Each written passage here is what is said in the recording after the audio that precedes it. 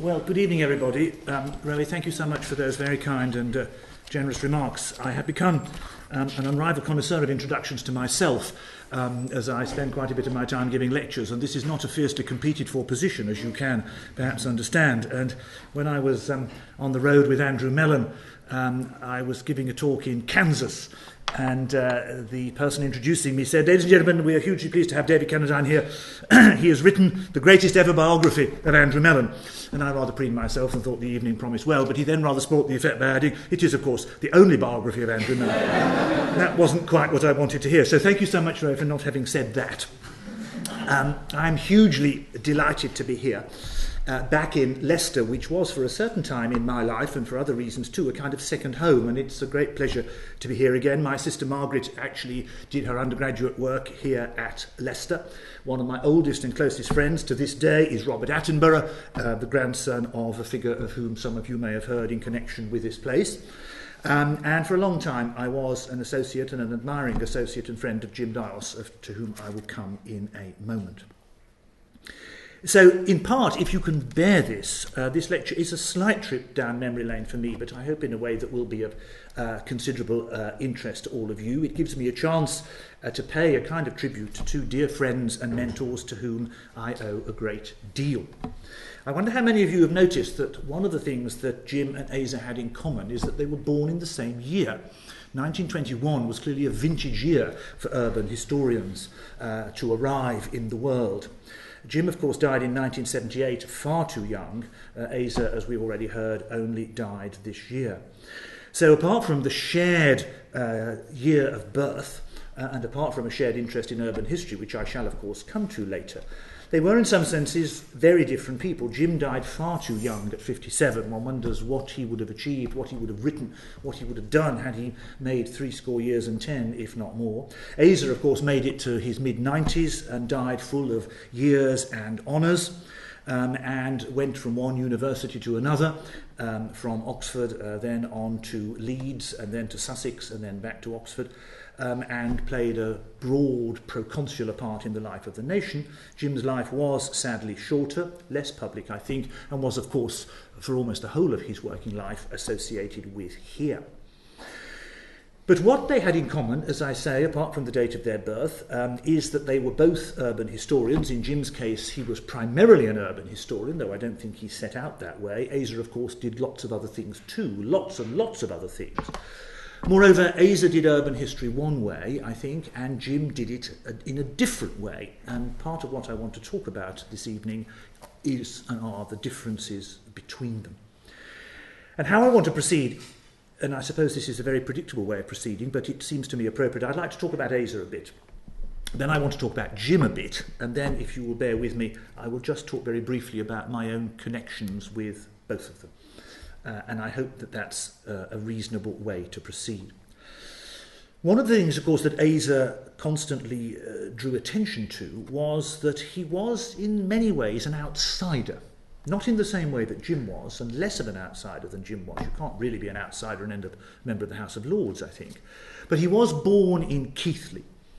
And he never thought of himself, interestingly, although he scaled the high peaks of the British establishment, up more ladders, as it were, than one, he never really thought of himself as a Londoner, in the way that Jim Dyos always and emphatically did. Asa wasn't really a Londoner, even though he was, by various criteria, among other things, an urban historian.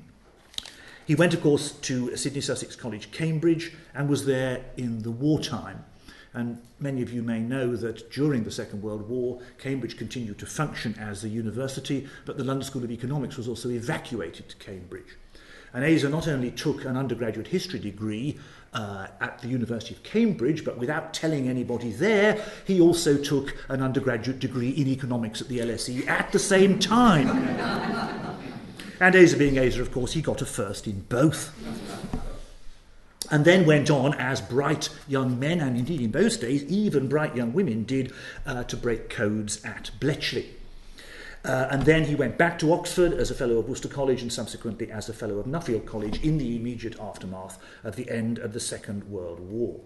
And it was during that first phase of his academic career, as distinct from breaking codes, that he wrote what is in some ways his most extraordinary and most original book, but of course he wrote so many books that you can say that about an awful lot of them. So perhaps it's his first most extraordinary and most original book, and that was the second volume of the History of Birmingham, which appeared in 1952, following the first volume by Conrad Gill, covering the years 1865 to 1938, the heroic years of, as it were, the Chamberlains and Birmingham. And that was a very extraordinary book, and for the best part of 20 or 30 or 40 years, no comparable histories were written of Leeds or Liverpool or Manchester or Birmingham. It was commissioned by the Birmingham City Council, which was both richer and less Philistine than it is, alas, today, and Birmingham is my hometown, so it gives me great pain to have to say that. In any event, it was the corporation that commissioned it. And Asa got, in a way, the best bit of the history to write about, the years, as I've said, 1865 to 1938. The heroic period going from Joseph Chamberlain becoming mayor all the way through to Neville Chamberlain. 1938 was, of course, the centenary of incorporation, and Neville Chamberlain, Joseph's son, was Prime Minister then. And you probably all know that a pageant was put on. People did pageants all the time in those days, and Birmingham put on a centenary pageant which had floats expressing the whole of the history of Birmingham from the beginning of time. And the first float, and this was done in one of the great parks in the centre of Birmingham, and Neville Chamberlain was the star guest. And the first float was a Birmingham dinosaur. I don't know how they knew it was a Birmingham dinosaur, but it was a Birmingham dinosaur. And the last float was an image of Joseph Chamberlain, which went past, and there was Neville. Another Birmingham dinosaur, I suppose, but not in quite the same way. And of course, the story that Asa wrote in that book was the story of Birmingham as the best governed city in the world.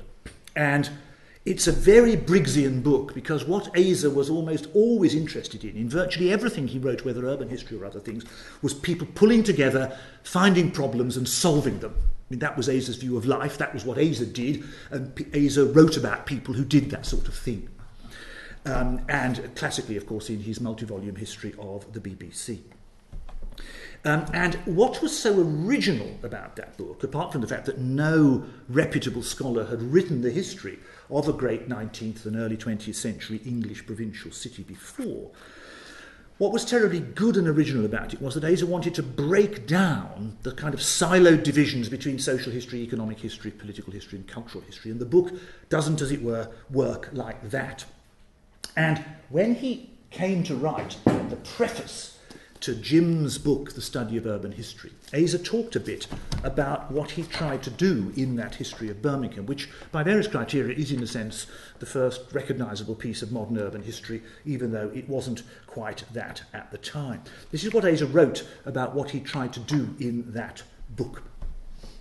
When, along with Professor Conrad Gill, I wrote the history of Birmingham in 1952, there were no recent models, only compartmentalised studies of particular aspects of city economy and government.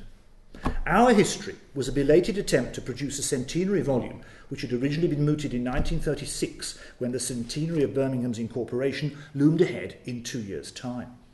By 1948, the modest 40,000 words on modern Birmingham, commissioned from Sir Charles Grant Robertson, then the Vice-Chancellor, I think, of Birmingham, had not been written. And when I took over my assignment, there were no clear specifications. It seemed a bold decision at that stage to try to break down the artificial barriers between the separate divisions of history, particularly the barrier between economic and political history, and to try to describe the evolution of the community as a whole. And although that may not now seem either very clever or very novel or very original, the way that Briggs went about doing that in that volume, written in the late 40s and early 50s, was, by the standards of the time, exceptionally audacious.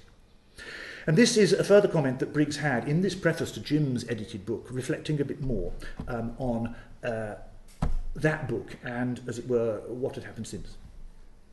Writing my own history, I came to 5 conclusions which I set out in a paper when the history was finished. First, that the sources were limitless. Second, that there was often nevertheless a shortage of basic documentary material, some of it of strategic importance. Third, that many other monographs, the existence of which would have been invaluable to me, still needed to be written. Fourth, that the history which Professor Gill and I had written was a history and not the history of Birmingham, and that as new documentation was discovered, say in business firms or solicitors' offices, this is of course heading towards Jim's view of things, as urban studies in general developed, and as there was a change from those post-1945 perspectives, very limited perspectives, there would be need for alternative histories. And fifth, that the work which I had done needed to be extended in range to encompass other cities, including cities outside Britain, as well as deepened in relation to Birmingham itself. And final bit from Asa here. It was out of this last conclusion that I deliberately moved forward, first to the study of American urban sociology, particularly the sociology of the still active Chicago School, then to work on urbanisation and cities in other countries besides Britain and during other periods, beside the high distinctive 19th century, and finally to the writing of Victorian cities. And that was Asa reminiscing back in the late 1960s about how he had come to write the history of Birmingham, and not unreasonably, I think, making the claim that it was an exceptionally novel and original, an imaginative and rather audacious book, which, to the best of my knowledge, nobody has really emulated since. If one thinks of Philip Waller's book on the history of Liverpool, for example, which, have any of you read that? Anybody read that? Yes, it's almost impossible to read, so actually that's why perhaps some of you have read it. I mean, it is actually, if you read Philip Waller's History of Liverpool, you realise what a wonderful book Asa's History of Birmingham is. So, as the comments that I've just quoted leave off, what of course came next? Asa went off to be Professor of History at Leeds in 1955 at an absurdly early age. He then went on to be one of the founding figures at Sussex in 1961 at still an absurdly early age. And shortly after that, in 1963, he published Victorian Cities. Part of what eventually became, of course, a trilogy. He'd already written Victorian People, a study of the mid-Victorian generation. He later went on to write about Victorian things, and Victorian Cities was the central one of that extraordinary trilogy, and in my view, I'm bound to say, I think the best of the three. Victorian People is actually a bit brief. Victorian Things is, I think, too large. Victorian Cities, I think, is a very, very extraordinary book.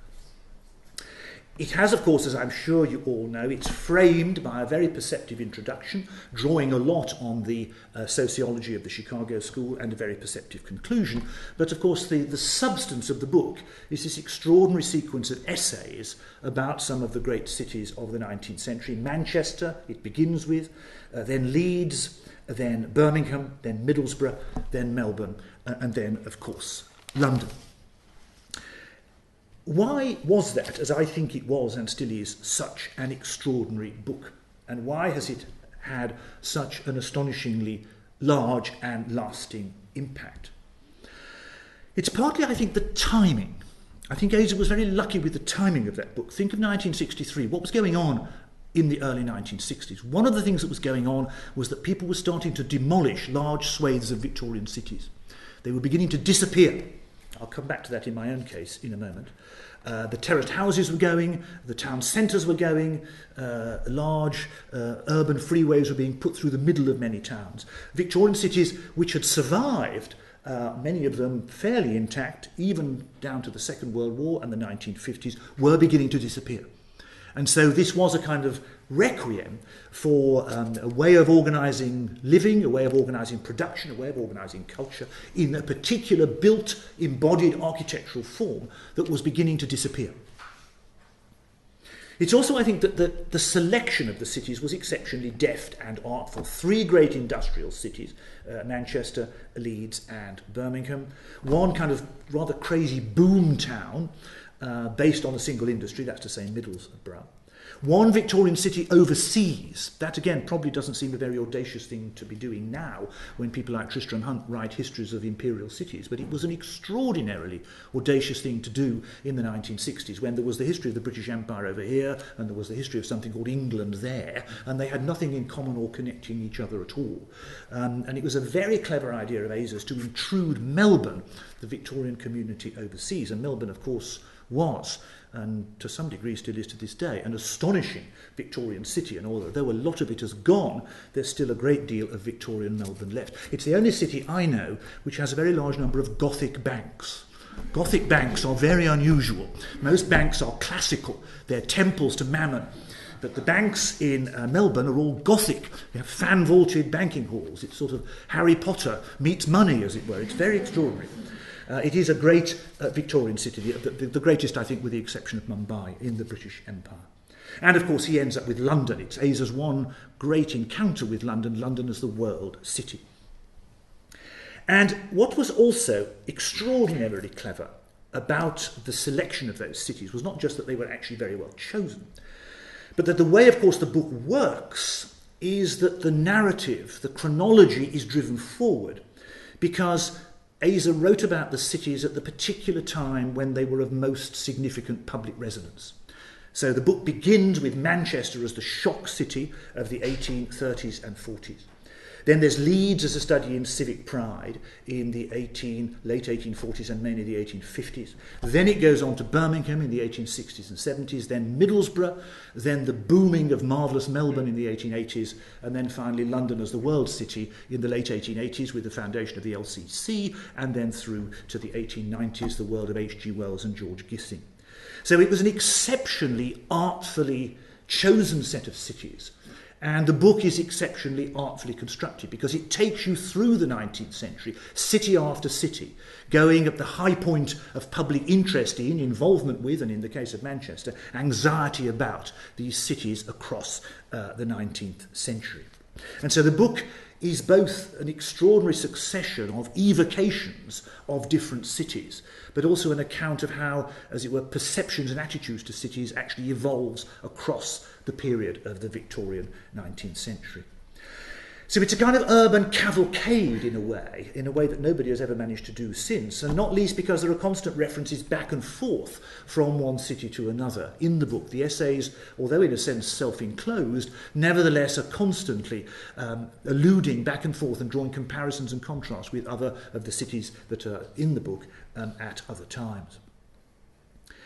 So another of the ways in which the book was extraordinarily original and has still not been surpassed is that it worked out a way of writing about more than one city in a single book. And one of the things that urban historians have always found very difficult is to write about more than one city without the comparisons being exceptionally artificial. And most works of urban history are on single cities. And Asa actually managed in that book to pull off this extraordinary coup of writing with equal conviction and plausibility about a variety of cities and justifying how he had chosen which ones he had selected on the basis of their different interest and their different periods of chronological significance.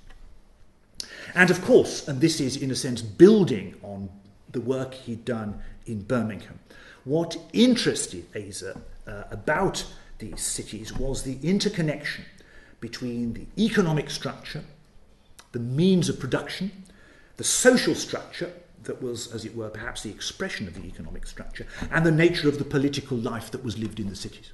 And it was that set of interlocking issues which he had, as it were, seen and worked on in an interlocking way in the earlier history of Birmingham, which on a much broader canvas he made enormous play with in the history of Victorian cities. It's very much doing for other Victorian cities as well what he had already done for Birmingham. And of course the Birmingham chapter is very largely a précis of certain parts of the history of Birmingham that he'd already written. Beyond that, of course, and as I'm sure you all know, what also ties the book together in a more specific way than the general points I've already made is that the key contrast in the book is between Manchester, the shock city of the 1830s and 40s, with which, of course, the substance of the book begins, and rightly so. That's when the condition of England is thought of as an essentially urban problem, and Manchester, more than any other city, is the city that exemplifies that. And, of course, the condition of England novels, many of them are set up in the north in general and in Manchester in particular for that period. And it's the contrast between Manchester, the shock city of the 1830s and the 1840s, and Birmingham, with the making of the civic gospel in the 1860s and 1870s, with, of course, Joseph Chamberlain. Now, how does Briggs make that contrast, which really does tie the book together? How does he make that work?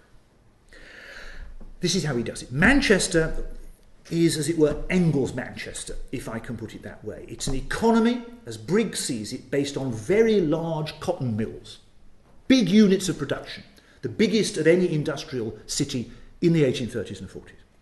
And as a result, so Asa argued, there was a big gap between employers and employees. Engels, of course, himself owned a mill in Manchester, but that's another story for another occasion. And so the Manchester that Briggs depicted in terms of its economy, in terms of its social structure, and ultimately in terms of its politics, was the city of cleavages. It's a riven city on the basis of these large units of production. And the antagonisms were economic, social, and political. And it was the antagonisms, the cleavages, as much as it was the extraordinary phenomenon of these very large units of industrial production, the mills, which made it the shock city of the time. And so, as Asa argued, that was why the politics of Manchester in the 1830s and 1840s were the politics of conflict and confrontation, more than in any other city.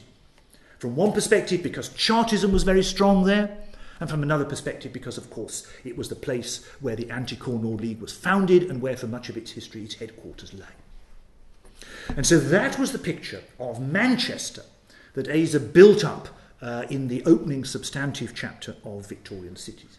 A city of conflict, of cleavages, and that all of this could, as it were, be explained and understood by relating the structure of the economy to the structure of society, to the nature of politics.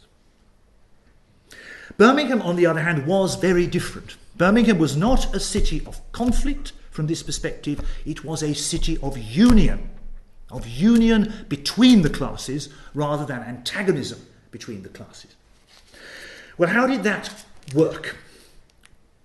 Birmingham was, of course, historically, and it remained so through until, in some ways, the 1920s and 30s, it was an economy of small workshops, not of big mills. It was, remember, the city of 1,000 trades. And as Briggs saw it, this meant that relations between the bosses and the workers were much closer, because the units of production were smaller, and on the whole, not entirely, but on the whole, employers were more paternal. People like the Cadburys, Joseph Gillett, for example. So here was a city with a very different economic structure and with a very different social structure as a result, and so its politics were different too. It was the politics not of confrontation, but of union. And for Briggs, therefore, it was entirely comprehensible that it was in Birmingham that Thomas Attwood founds the Birmingham Political Union in the late 1820s to agitate for parliamentary reform. And it's a union between different classes in Birmingham because they had closer social relations and a shared sense of economic and political self-interest in a way that was not true in Manchester. And Briggs then traced, as it were, the subsequent development of this notion of a much more unified sense of social structure and political aspiration through to the creation of the civic gospel, a great group of nonconformist preachers about whom he wrote so eloquently, especially R.W. Dale, and the sudden intrusion into the public life of Birmingham of the elite group of nonconformist families, the Chamberlains, the Cadburys, the Nettlefolds, the Kenricks, with an enormously strong sense of civic responsibility, another version, as it were, of the politics of union, many of whom lived closer into the centre of the city than their equivalents did in other towns because of the suburb of Edgbaston. And so what Briggs explored then was the way in which Joseph Chamberlain, both in terms of Birmingham and the civic gospel, and then later on in his politics in London, offered his own later version, as Briggs saw it, of the politics of union that had been pioneered back in the late 1820s by Attwood. So that was the contrast between those two cities, the shock city and the city of the civic gospel, which tied the book together in an even more specific way than the fact that he was doing, as it were, the same things with each of the cities he wrote about, looking at economy, society, and politics. And that contrast between the economy and society and politics of Manchester and of Birmingham, has on the whole, I think, worn well. There's been quite a bit of research saying it's not quite as contrasted as that says, and perhaps this notion that you can read off from the economy the nature of social structure and then the nature of politics would strike some of us now as being a bit too reductionist. But nevertheless, it does tie the book together well, and it does exemplify one of the points which Briggs sought to make more broadly in Victorian cities, which was that the first effect of the Industrial Revolution was not to make towns and cities more like each other, but more unalike. And it's a very strong argument in that book. And the enemy there is Lewis Mumford, who thought that all industrial cities were the same, or as it were Charles Dickens, that they're all Coketown. Well, actually they weren't. And one of the, as it were, the other arguments that Briggs seeks to develop in Victorian cities is to show how the Industrial Revolution plays out very differently depending on which industrial area or industrial city you're in. And then, of course, the book is brilliantly tied together at the end with the chapter on London, London as the world city, where Briggs explores the fact that whereas in the 1830s and 40s everybody's talking about Manchester, so he would argue by the 1880s and 1890s everybody's talking about London. This is the London of the creation of the London County Council. It's the London of Charles Booth. It's the London of Jack the Ripper. It's the London of Bloody Sunday and the Great Dock Strike. London somehow is back at the top of the urban agenda. And that's partly because it's just so big. It's partly because, of course, it is the world city. And it's a brilliant finale to the book. And again, it works beautifully after the chapter on Melbourne, which is another part of this imperial urban network, which, as I say, Tristram Hunt has rather well explored in his latest book. So it really is a virtuoso cavalcade. I take it you've all read it.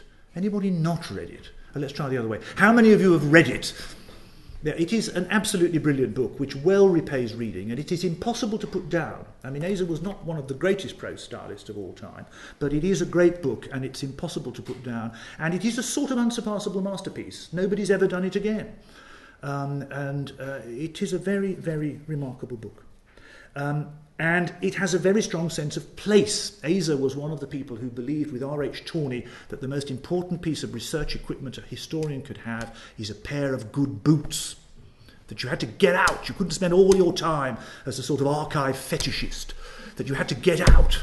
Walk around. Joan Thurstview as well, I suspect. Walk around. See places.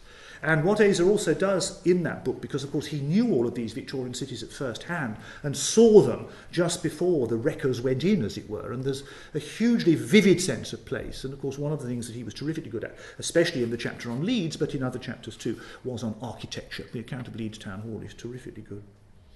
So it is a great book. Indeed, of all the 19th century history books that I would most wish to have written, and I have to say there's an awful lot of them, that one comes right at the top of the list.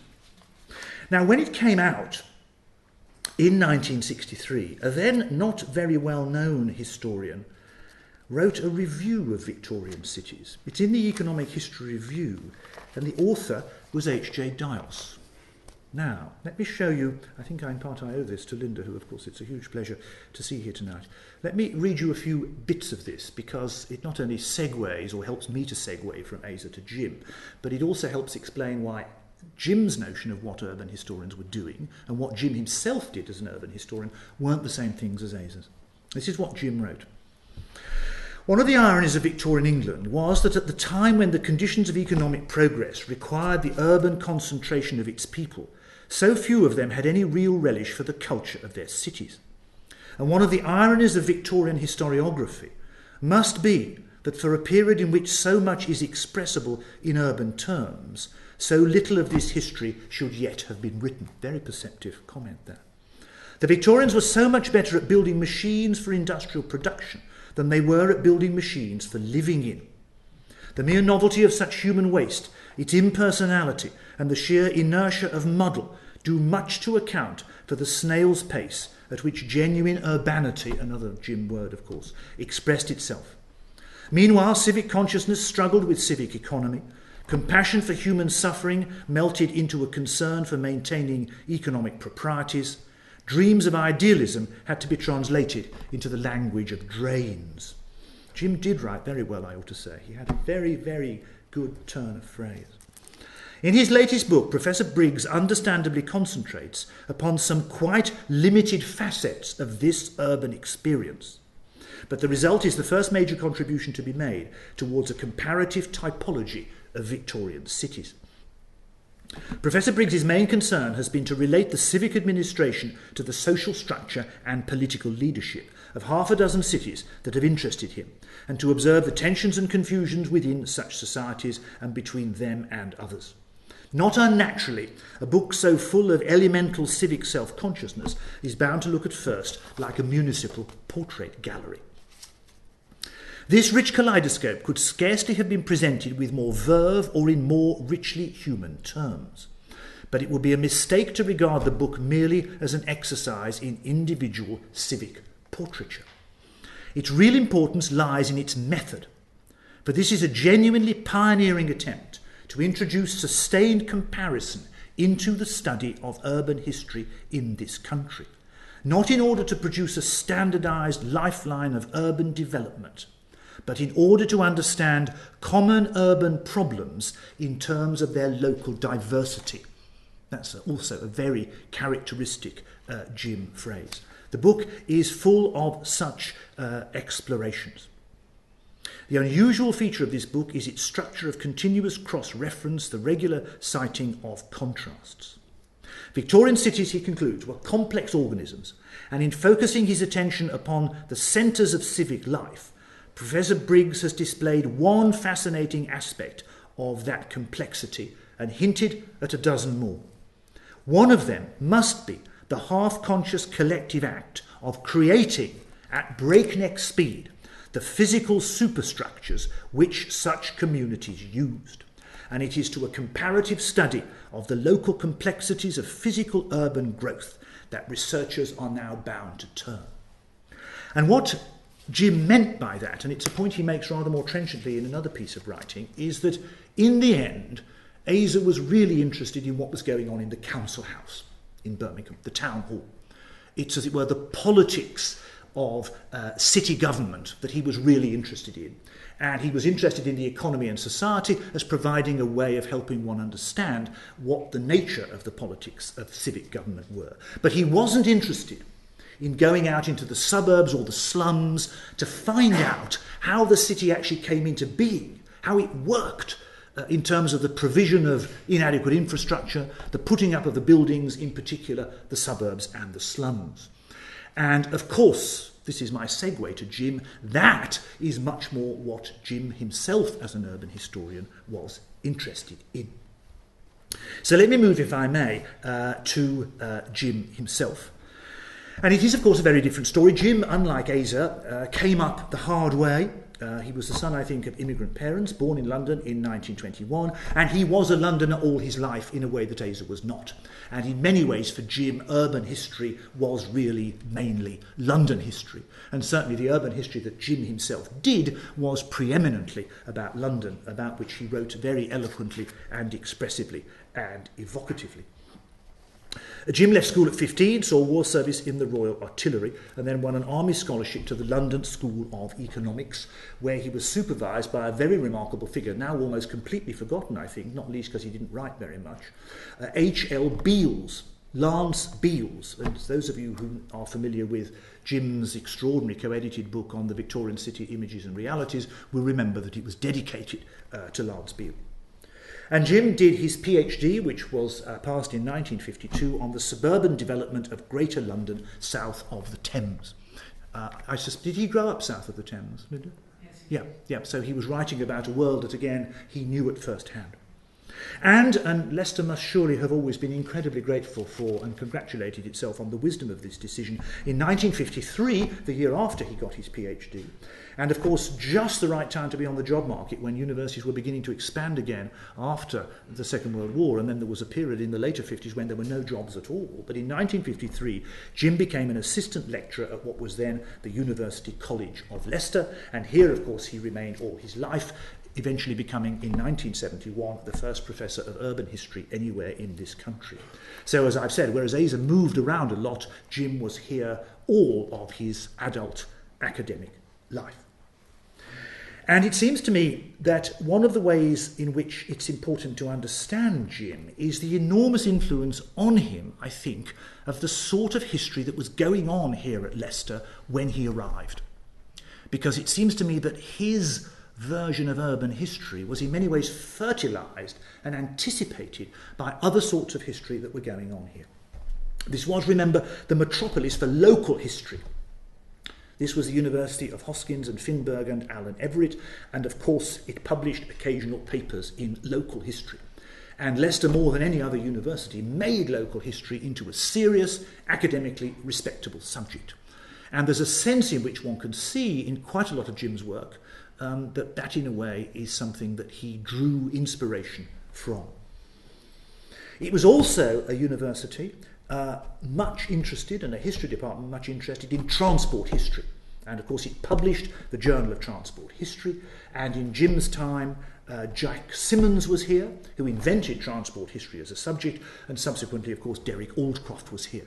And transport for Jim was a very important part of what urban history was about. And of course further in this university there was the Victorian Studies Centre, of which Philip Collins, great writer on Dickens, was a guiding spirit. So it seems to me, and no doubt this was all in a sense kind of accidental, but how fertile a sequence of accidents was it, that the sort of history that Leicester was making a reputation in the 1950s, local history, transport history, a broader sense of Victorian culture, fed in to what became the urban history that Jim, as it were, gave a label to, gave a meaning to, and himself promoted. Because, of course, it's interesting to notice that Jim's earliest activities in the later 1950s were very much associated with the sort of history that was actually going on here.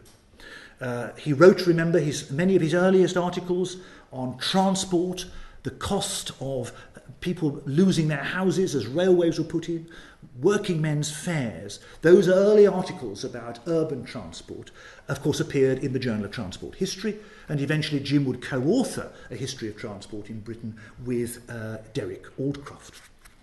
The Victorian Studies Centre was something that he was very closely associated with, and one of the things, of course, that it did was to republish great classic 19th century works of Victorian writing, and Jim himself wrote the introduction to one of those, the reprint of Collins' Illustrated Atlas of London.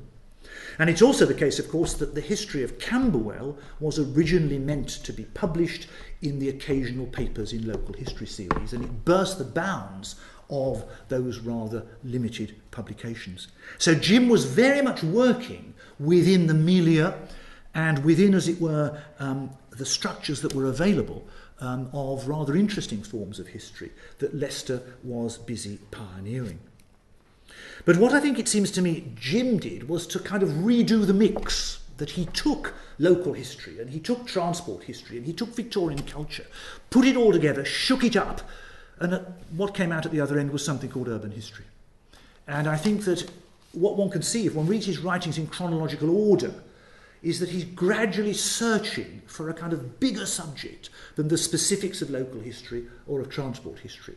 And in the end, he got there, and he got there, I think, with urban history.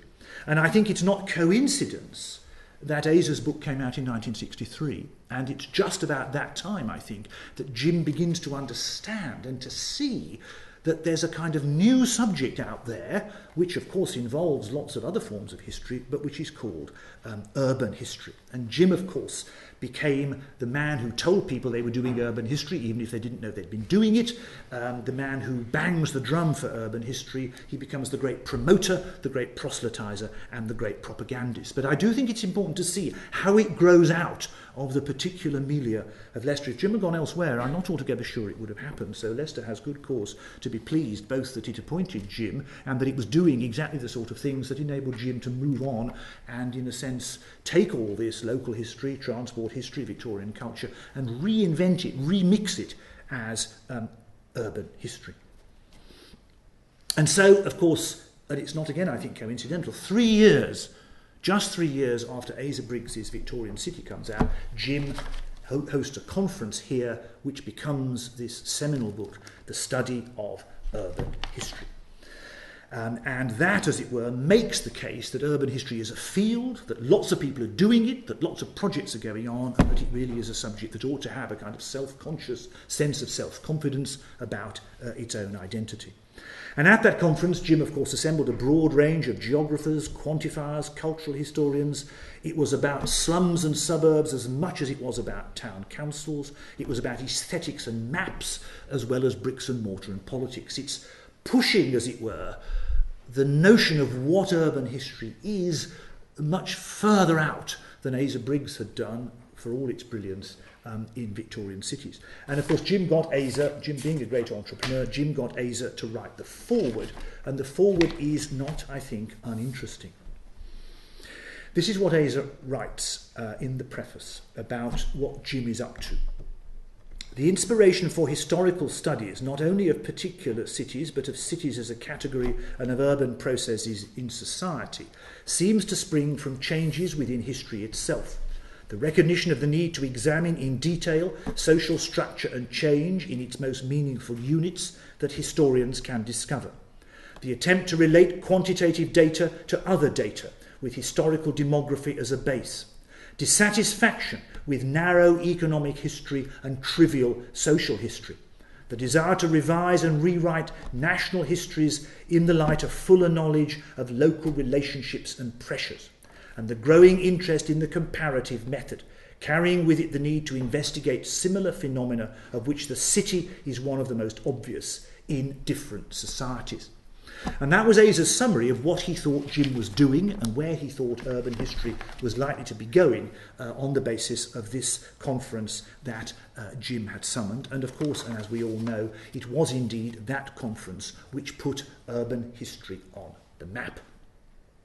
By then, of course, Jim had also published in 1961 Victorian Suburb, a study of the growth of Camberwell, derived, of course, from his earlier doctoral dissertation, and the first sophisticated attempt to write a historical account of how a suburb came into being, how the roads got built, why they went the way they did, who owned the property, who put the houses up, who lived in them. Nobody had ever really done that before. And of course, it was a very different take on urban history from the urban history that Asa had done with regard to Birmingham and Victorian cities more broadly.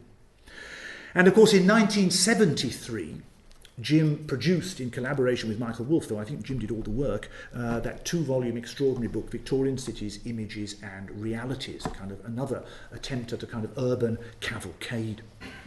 And by the early 1970s, urban history, as promoted and propagandised and practised by Jim, was a booming subject, booming in the way that Melbourne, as it were, had boomed back in the 1880s. When Bruce Stave came to interview Jim here at the University of Leicester, he began his later article by saying, "All roads seem to lead to you and the University of Leicester when it comes to urban history." And in truth, they very largely did.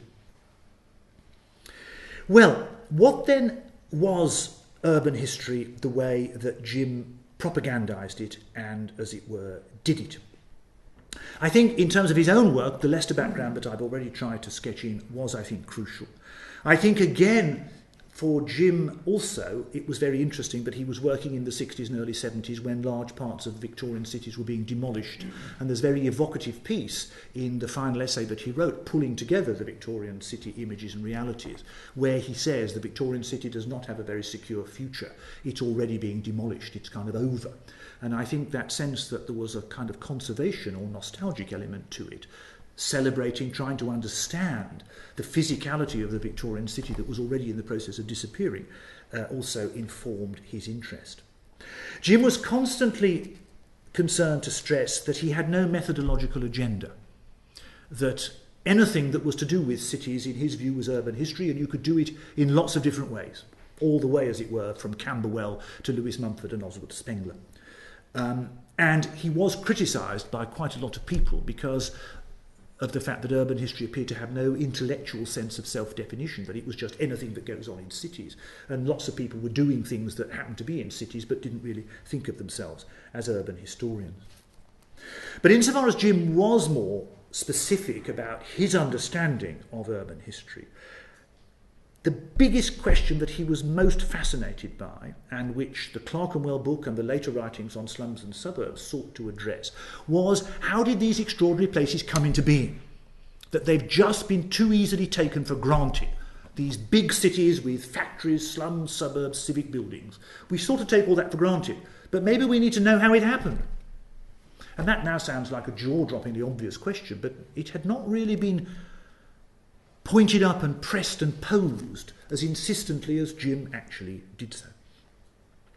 And beyond that, what he was always interested in was the specific interconnection of what he called process and place.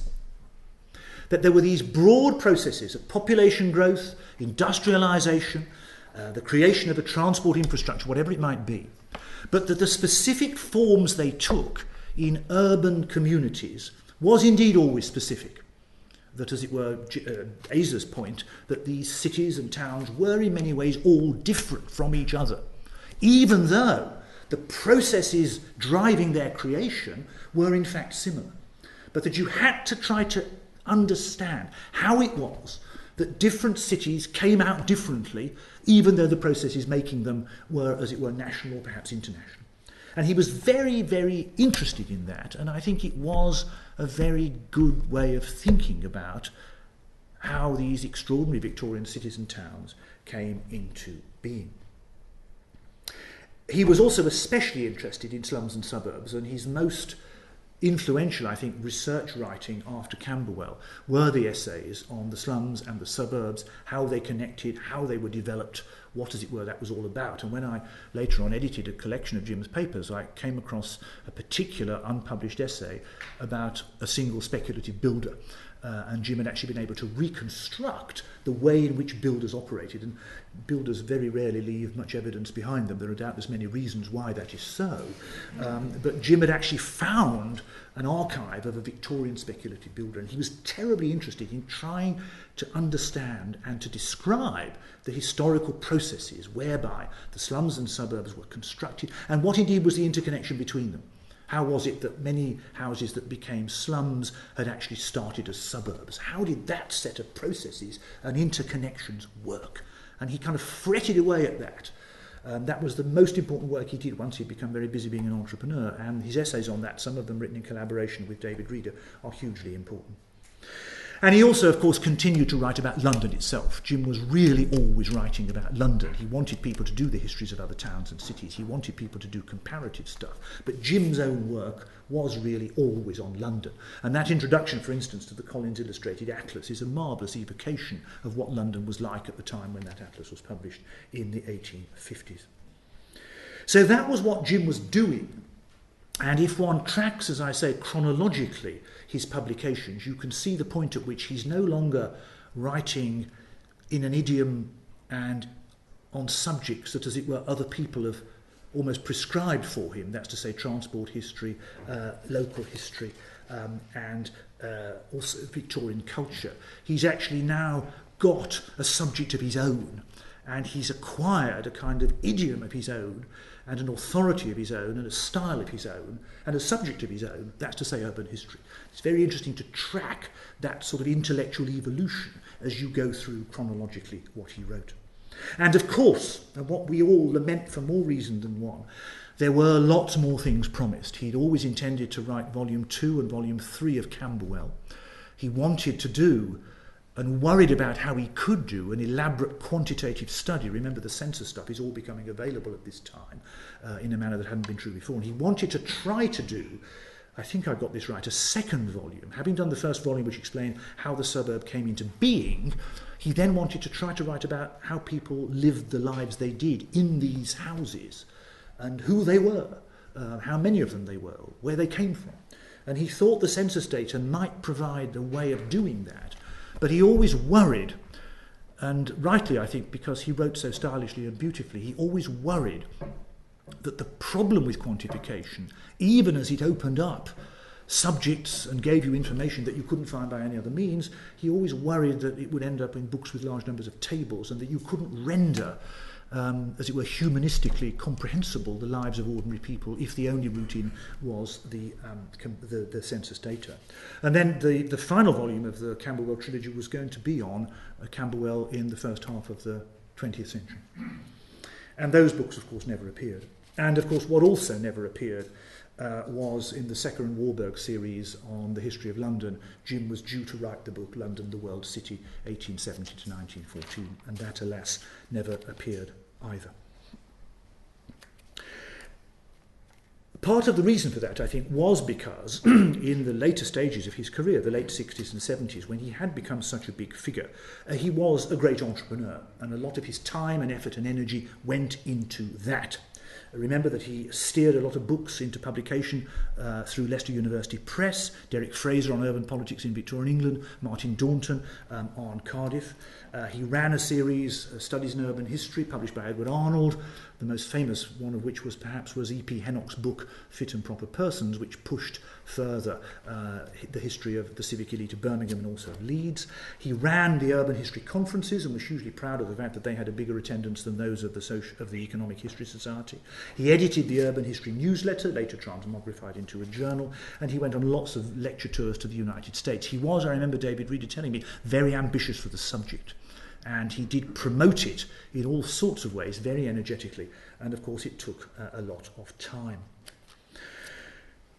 There was a period when, after Jim's death too early, when it seemed as though the one-man band aspect of urban history meant that when the conductor, alas, was no more, it wouldn't really survive and thrive. But the good news, I think, happens to be that that simply is not true, that urban history has become a mainstream historical subject, and a historical subject of lasting importance, as I think exemplified, for instance, by the Cambridge Urban History of Britain, which came out in the year 2000, in which many of Jim's protégés contributed, and of course by the Centre of Urban History here at Leicester, and by the Professorship in Urban History, which Rowie now occupies with such distinction.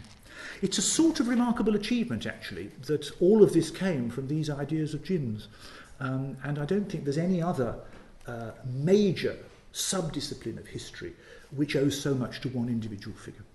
It is a very, very extraordinary story. Well, I'm going on perhaps too long, but can I just draw these remarks to a close by talking very briefly about how it is that I was lucky enough to get to know these two people. I was growing up in Birmingham in the late 1950s and early 1960s. And it was a wonderful time if you had already acquired a kind of interest in history, as I suppose I then had, because all of these extraordinary historians were writing wonderfully accessible books, J.H. Plum, A.J.P. Taylor, Eric Hobsbawm, and of course one of them was Asa. And I sort of grew up, well, I wouldn't say I grew up entirely, but reading Asa's History of Birmingham. It was rather wonderful to be living in a city which had this fabulous history of itself in the 19th and early 20th century. And the Birmingham that I began growing up in the 1950s was still that city. Physically, in the 1950s, Birmingham was still the Victorian city of Joseph Chamberlain. It had that wonderful ensemble of buildings in the middle, the Town Hall, the Chamberlain Fountain, the Birmingham and Midland Institute, the Great City Library and Mason College. And they were still just there, and the tram lines were still there. And on a foggy evening, you could still sort of imagine that the tram would come in, and if Joseph Chamberlain had ever gone on a tram, he'd have got off it with his orchid and his... It was still just physically there. I actually just about remember the end of Victorian Birmingham, because, of course, the library and the Birmingham Midland Institute and Mason College were all demolished in a terrible act of vandalism.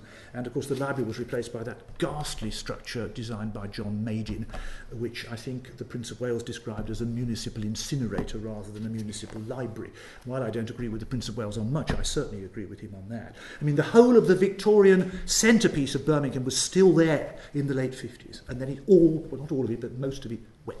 There's only the Town Hall and a parody and travesty of the Chamberlain Fountain left. So I was growing up in exactly this world where up to a certain point the Victorian city was surviving, but after which it was going. And as I've already tried to suggest, I think that sense of the Victorian city receding into history because it was being demolished was a great inspirer to both Asa and to Jim, and I was lucky enough to be growing up at that time. And in Victorian cities, which of course one also read, there was a very interesting throwaway line by Asa in the introduction where he said, in many of the great industrial cities, there was aristocratic land ownership, which provided a conservative interest in towns whose politics were generally radical. And I remember, I can't remember when I did this, but I can remember that I did do this, picking up on that phrase and thinking, isn't that interesting?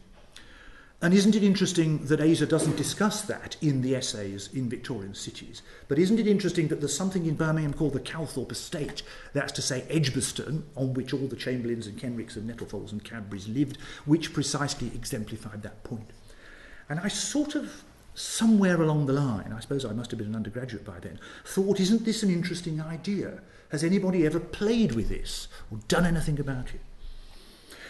And then at some point, I can still remember, I was in the Cambridge University Library talking to one of my undergraduate supervisors, and I said, I've got this idea about doing something with aristocrats and towns. And I remember he said to me, he was a terribly well-read historian, one of those people who read a lot but don't write much, because he was too busy reading, but greatly to my advantage. And he said, oh, there's a book by a man called Dyos called The Study of Urban History. You ought to read it. It might be quite helpful. And so I duly read it. And I was hugely interested in what was in here, and I read the history of Camberwell. And, as it were, the main thrust of that book was how the suburb was physically created. And so I got this idea in my head that wouldn't it be interesting to try to do something that neither Asa nor Jim had done, although they'd, as it were, pushed the boundaries in this direction, and try to write something or research something which was about a conservative interest in a radical town, in terms of its politics, but was also about how that conservative interest operated in terms of property development and the creation of a suburb. And I thought it would be rather interesting, maybe, to try to put those two things together to see what would happen. And so that's how I got to writing about the Calthorpes and Birmingham. It was, of course, my hometown, but the dissertation on the Calthorpes and Birmingham, as it were, the Briggsian bit of it, is the role of the Calthorpes in the public life of Birmingham as a conservative force in a radical town. And the Dyos bit of it is the fact that even though the Calthorpes didn't actually get on with most of the nonconformist elite, nevertheless the nonconformist elite are very happy to live on the Calthorpes land on the rather beautiful suburban villas that they all put up. And I thought that was all rather interesting. Well, I don't sense you did, but never mind. It seemed like a good idea at the time. So that's kind of how I got started doing, as it were, what Rowie has mentioned. And of course, Jim Dyos actually examined my dissertation and fixed up the publication of the first book, which was part of the thesis and then other things as well, which Asa Briggs then very generously reviewed. And so, as is the way, once I eventually established such an academic reputation as I have, I became friends with both of them. I was much involved with the Urban History Group, and with the also late lamented David Reader, I actually edited a selection of Jim's essays, which we dedicated, of course, to Olive. And when Asa reached his 90th birthday, a very large symposium was put on at the Institute of Historical Research to celebrate his 90th birthday, to which I contributed. And at 90, I have to say, Asa was still firing on all cylinders, and everybody confidently expected he'd live to be 100 and write another 5 books. Well, actually, he only got to 95, but he actually did do another 5 books. You noticed Asa wrote poetry in his spare time. Asa had no spare time. I don't know how he did it, but he wrote poetry. The last book he published was a book of poems. So let me end, if I may, with 2 quotations. This is Asa, I owe this to Linda, writing to Olive Dyos when Jim died. And remember, they were both contemporaries and they'd known each other forever. This is what Asa wrote. Please forgive me for not writing sooner about Jim. I was very fond of him and admired him greatly. And I know how you must be missing him. The news came to me as a great blow, and I found it difficult to believe. Please accept my deepest sympathy. He will not be replaceable. Fortunately, his contribution to history is firm and secure. So that is what Asa wrote to Olive. And finally, I just want to quote what I tried to say about Asa in the book of the conference of the IHR, which I've already mentioned. This is what I wrote about Asa. It's a huge pleasure to introduce this book about Asa Briggs. The original conference from which it derives could have gone on for several days. So varied, so diverse, so distinguished, and so many-sided has been Asa's contribution to history, to academe, and to public life. There could have been sessions on Asa as a biographer, of Marx, of Rowntree, of Gladstone, and of Michael Young. There could have been sessions on Asa as a labour historian, as a business historian, as a historian of publishing, as a historian of science and technology, and as a historian of medicine. There could have been sessions on Asa as a paid-up and card-carrying member of the great and the good, as chairman of government committees, member of the University Grants Committee, vice-chairman of the Council of the United Nations University, trustee of the Brighton Pavilion, judge of the Wolfson History Prize, and as president of the Social History Society, the Workers' Educational Association, the Victorian Society, the Ephemera Society, and the Bronte Society. Perhaps on Asa's 100th birthday we shall finally get these additional aspects of his work and life, although by then he will no doubt have written lots more books. Anyway, it was an attempt to convey the extraordinary sense of the longevity of Asa's life, the prodigious energy in so many different fields, so that for Asa never thought of himself as a historian characterised by one single sub-discipline, because in his time he did urban history, political history, social history, economic history, cultural history. Asa wanted to understand historical problems, and any approach that would help him understand them, he rapidly and gladly, as it were, assimilated. He never saw himself as a single sort of historian. Jim, I think, was actually a much more varied historian than the label urban historian would suggest, for the reasons I've tried in part to explain in terms of where he was coming from here in Leicester. But in the end, Jim was very much associated with urban history and made a huge success of it. Well, I think the final thing I want to say is that to this day, I never walk the streets of Birmingham without thinking of Asa. And I never walk the streets of London, especially the area near St Pancras Station, without thinking of Jim. So it's been a huge pleasure for me, perhaps rather self-indulgent, to bring alive, as I've tried to do this evening, these two very extraordinary, very remarkable people who were huge ornaments of the historical profession, both of whom in different ways cared deeply about Leicester. And I'm very glad to have had the chance to be here to talk about them tonight. Thank you.